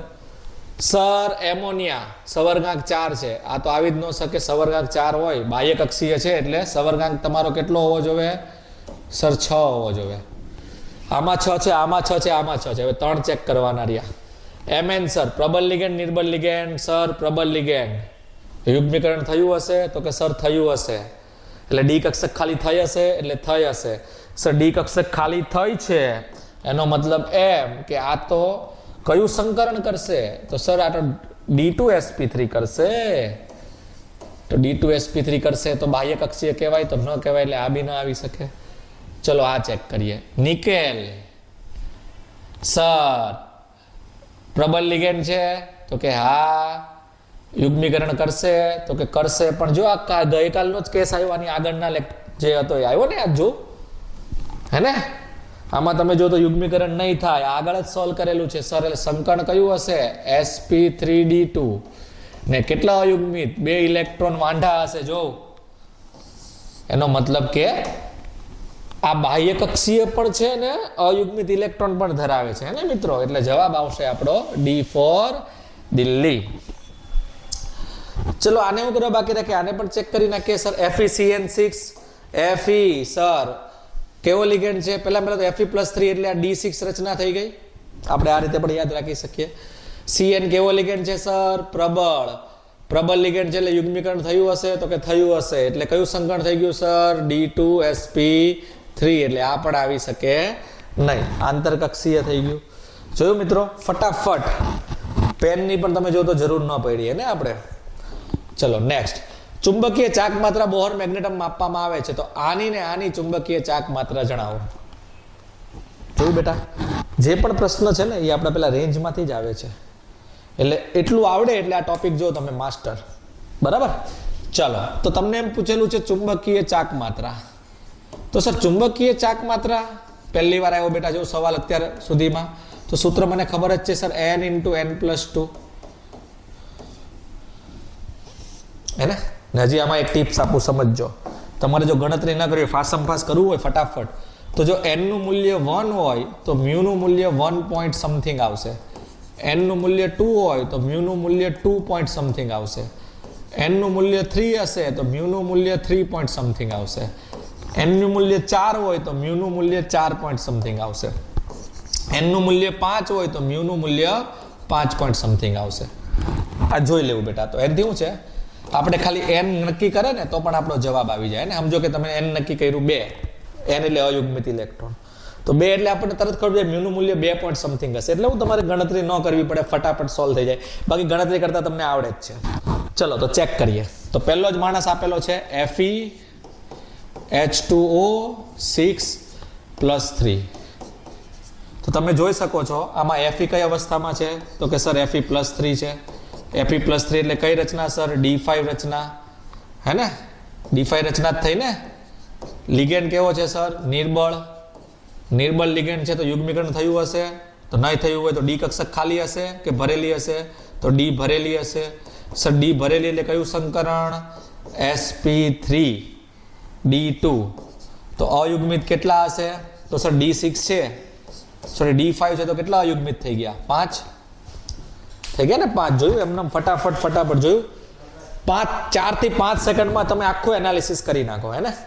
તો આ જ આપણો બેટા બેચનો ખાસ વાત છે, હે ને. કન્સેપ્ટ એકદમ ડિટેલમાં તમને ઇઝી અન્ડરસ્ટેન્ડિંગ થાય એ ભાષામાં સમજાવવામાં આવે. આ થયું ને બેટા. નિર્બળ છે એટલે હળી તો કરવાની નથી. તો D5 રચના કેવી હોય સર? તો આવી જ હોય. 5 એ 5 અયુગ્મિત જોઈ લો. એટલે અયુગ્મિત 5 એટલે મ્યુનું મૂલ્ય કેટલું હશે સર? તો હજી આપણે એક નિંજા ટેકનિક 5 પોઈન્ટ સમથિંગ. તો 5 પોઈન્ટ સમથિંગ હોય કેટલો ઓપ્શન છે? એક જ ઓપ્શન છે, જોઈ લો 5 પોઈન્ટ સમથિંગ. જોયું, ચેક બી નથી કરતો હું. જોયું, હે ને. કેમ કે મ્યુનું મૂલ્ય 5 પોઈન્ટ સમથિંગ હોય, પહેલાનું 5 પોઈન્ટ સમથિંગ આવવું જોઈએ ને, એવો એક જ ઓપ્શન છે, જોઈ લો. સર બીજો સોલ્વ કરાવો નહીં? તો કરાવી દઈએ બેટા. બીજો કયો પદાર્થ આપેલો છે? આપણે તો બેટા શીખવા માટે આવ્યા છે ને. એક્ઝામમાં તો ખાલી ટેકનિક જ યુઝ કરવાની છે. અત્યારે તો મારું ઇન્ટેન્શન છે કે આપણે પ્રેક્ટિસ કરીએ, સમજીએ. તો જો બીજો પદાર્થ આપેલો છે તમને FeCN6+3. ચાલો તો વિચારો, Fe+3 હશે આમાં. Fe+3 છે એનો મતલબ કઈ રચના સર? D5 રચના. લિગેન્ડ કેવો છે? કાર્બન કાન વાળો એટલે પ્રબળ. પ્રબળ લિગેન્ડ છે એટલે ડી યુગ્મીકરણ થશે. ડી કક્ષક ખાલી થશે, તો ડી કક્ષક ખાલી થશે. કેટલી ખાલી થશે? તો કે 2. એટલે સંકરણ કયું થશે બેટા? D2sp3. તો 5 ને ગોઠવવાના ને ફરીથી. તો આવી રીતે ગોઠવો. 1 2 3 4 5 હતા. યુગ્મીકરણ કરો એટલે એક અહીંયા સિંગલ, આ મિંગલ. તો 1 2 3 4 ને 5 વધશે, જોઈ લો. કેટલા માંડા વધ્યા સર? 1. એટલે અયુગ્મિત ઇલેક્ટ્રોન 1. તો મ્યુનું મૂલ્ય પણ 1 પોઈન્ટ સમથિંગ આવી ગયું, 1.73. ઓકે, જોયું. કેટલા ખતરનાક લેવલનો સવાલ હતો. 10 થી 15 સેકન્ડમાં તમે સોલ્વ કરી શકો. આ તો મારે સમજાવવાનું હતું એટલે, બરાબર. તો તમે જોઈ શકો છો આમ ફટાફટ, હે ને. ચપટી વગરતા જ સોલ્વ થઈ જવું જોઈએ. ચલો આગળ વધીએ. નેક્સ્ટ. ઓકે, સૂચિ જોડો, સૂચિ તોડો. ચલો તો આમાં તમે જો મોસ્ટલી સંયોજનો ચોપડીના છે. પહેલું તો ચોપડીનું દેખાય છે સર મને. આ નિકલનું સંયોજન છે, આપણને ખબર છે sp3 હોય. એનો મતલબ કેટલું ક્લિયર છે કે એ હામું આવશે આપણું 1 જ આવશે, જોઈ લો. એ હામું 1 જ મેચ થાય છે. તો એ હામું 1 આવતો હોય કેટલા ઓપ્શન છે સર? 2. એટલે આ બંને તો નીકળી ગયા, જોયું. 50-50 થઈ ગયું સર. હવે ચેક કરીએ. કયું ચેક કરીએ બોલો? તો આમાં જો ફરક જ્યાંથી પડે છે ત્યાંથી જ ચેક કરીએ. તો જો બી તો સરખું જ છે એટલે બી ચેક કરવાથી કોઈ મતલબ નથી. હા સર, સી અલગ પડે છે એટલે સી ની મદદથી આપણો જવાબ આવી જશે. તો સી કોણ છે આપણું? FeNH3. તો ચલો તો ચેક કરો. તમે જો તો આમાં Fe કઈ અવસ્થામાં છે ચેક કરો. તો સર આમાં Fe જે છે એ તમે જો તો +2 છે. Fe+2 એટલે કઈ રચના થઈ ગઈ સર? D6 રચના. લિગેન્ડ કેવો છે સર? એમોનિયા એટલે પ્રબળ.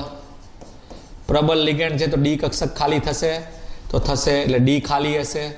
ડી ખાલી હશે એટલે કયું સંકરણ થશે સર? D2sp3. સર આવડી ગયું, લા થઈ ગયું. એનો મતલબ સી આમું આવશે 3 નંબર, હે ને? એનો મતલબ સી આમું આવશે 3 નંબર. જો મેચ થાય છે ને, સી આમું 3 નંબર. સોરી, sp3d2 થઈ ગયો ને. આપણે તો કયું નક્કી થયું? da2 sp3, d2 sp3 એટલે 4 નંબર. એટલે સી આમું આવશે આપણો 4 નંબર આવી જશે. ઓકે, ચેક કરી લો. જો મિત્રો, જોયું? 10 સેકન્ડમાં તો બેટા સંકરણ વાળા સવાલ સોલ્વ, હે ને? 4 માર્કની થિયરી આવે, હે ને? કેટલું બધું લખવું પડે. પણ આમ જો 5 થી 7 સેકન્ડમાં સંકરણ વાળા સવાલ બી સોલ્વ. બીજો કેટલા બધા સંકરણ સોલ્વ થઈ જાય. તો કયો જવાબ આવશે મિત્રો, બોલો? તો સી જવાબ આવી જશે. સી આમું 4 આવે છે એટલે ડી જવાબ આવશે આપણો, હે ને? ચાલો આગળ વધીએ. નેક્સ્ટ, નિકલ અને ક્રોમિયમમાં ડી કક્ષકમાં ઇલેક્ટ્રોનની સંખ્યા. ઓકે, તો ઇલેક્ટ્રોનની સંખ્યા ગણવાની છે, ને? તમારે ધ્યાન જોજો. તો ચાલો, તો પહેલામાં ગણીએ. તો પહેલું સંયોજન આપેલું છે નિકલ CO4. તો આમાં નિકલ 0 પર છે. આ જો ચોપડીનું ઉદાહરણ છે એટલે આની રચનાઓ થશે D8 4s2, હે ને? એનો મતલબ કે આ રીતની રચના હશે. જો બીજી વાર બનાવું છું, ઓલરેડી આપણે આ આગળ સોલ્વ કરી ચૂક્યા છીએ. 8 એટલે 1 2 3 4 5 6 7 8 ને 4s માં પણ 2 હશે. સર લિગેન્ડ કેવો છે? તો કે પ્રબળ. યુગ્મીકરણ થશે. આમાં યુગ્મીકરણ બહુ બધું થઈ જશે, હે ને? આ બી અહીંયા આવી જશે એટલે રચના કઈ આવી બની જશે.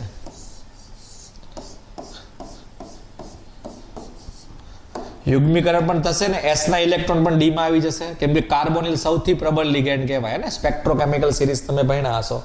તો d માં કેટલા ઇલેક્ટ્રોન દેખાય છે? તો કે સર 10 ઇલેક્ટ્રોન. તો પહેલામાં 10 આવશે. એવા કેટલા ઓપ્શન્સ છે? તો સર બી અને ડી. એનો મતલબ કે 50-50 થઈ ગયું. સી ના આવી શકે, એ ના આવી શકે, હે ને? ચલો હવે બીજું સંયોજન બી સોલ્વ કરી નાખીએ. સર બીજું સંયોજન કયું આપેલું છે? તો ક્રોમિયમ CO6. તો ચેક કરીએ. આમાં ક્રોમિયમ 0 પર છે. તો ક્રોમિયમની રચના શું થશે સર? તો કે 3d5 4s1, હે ને? તો 3d5 બનાવીએ એટલે આ રીતની કઈ રચના છે. તમે જો તો આ ચોપડીનું ઉદાહરણ નથી, બહારનું છે. તો આપણને સોલ્વ કરતા આવડે છે એટલે બહુ ઇઝી છે. 5 એટલે 1 2 3 4 5 ને આ 6. આ કેવો લિગેન્ડ છે સર? તો કે સર પ્રબળ. યુગ્મીકરણ થશે? તો કે થશે. ડી કા ખાલી કરાવશું? તો કરાવશું. કેટલી ડી ખાલી કરાવવાની છે સર? સવર્ગાંક 6 છે ને, એટલે D2sp3 એટલે સર 2sd ખાલી કરાવવાની. તો જો કરાવીએ, sb ખાલી કરાવવાનું ને. તો પહેલું તો તમે જો, એક અહીંયા જશે, એક અહીંયા જશે, હે ને? 2 ખાલી થઈ. sb ખાલી કરશું તો s વાળું પણ અહીંયા થશે. એટલે તમે જો બધા સિંગલના મિંગલ થઈ જશે. એટલે છેલ્લે આવી કઈ રચના મળશે. ધ્યાનથી જોવું.